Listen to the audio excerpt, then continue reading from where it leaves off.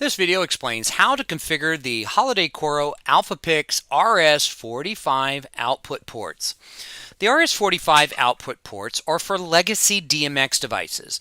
These would typically include snow machines, gobos, fire machines, or other types of devices that use DMX 1.11, often referred to as DMX 1990.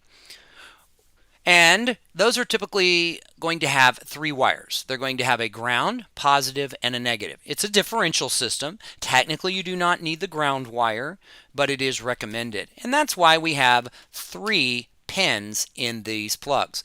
There are two separate ports here, and they are labeled on the board. And this is 1 and this is 2. Now, also not visible on the board itself are the wiring for these boards. This is far right is ground. So this is ground. This is DMX negative in the center and DMX positive on the left. Now, this is not an XLR plug. You may need to adjust or adapt your DMX wiring. So you bring it in, strip the wire, and put these into there. There are screw terminals on the back side. Just unscrew them, put the wire in, and then screw them back down. Now, once you have these, you will need to configure them appropriately so that your application can send data to them. This is done primarily through the web interface. It is possible to do it through the button interface. So we're going to scroll down to where we see E1.11 RS485 DMX 512 output, and you'll see output 1 and right, so that is this one right here, and we simply put in the universe. Now these are normally enabled by default. It doesn't matter if you leave them enabled or don't leave them enabled. If you're not utilizing them, they're fine. Now first, you can put this to replicate an existing universe. So, in this particular case, we have a universe 1 utilized for output 1 for pixels.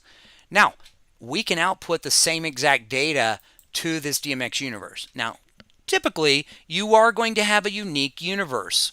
So, put in the universe for which your application will be sending data to this particular port. So you might put in 9999 or 9998, or of course any number that is appropriate. Then simply hit the set button for each one of these, and that will then configure the port. Configure your application to send data. In this particular case, right would go to universe 9999. It's important to note that all 512 channels will be passed. So it's dependent upon which specific channels in the universe you send from the application you're utilizing. So if you are sending channels 1 through 15, it will all be sent out to that particular port if it's sent to this DMX universe.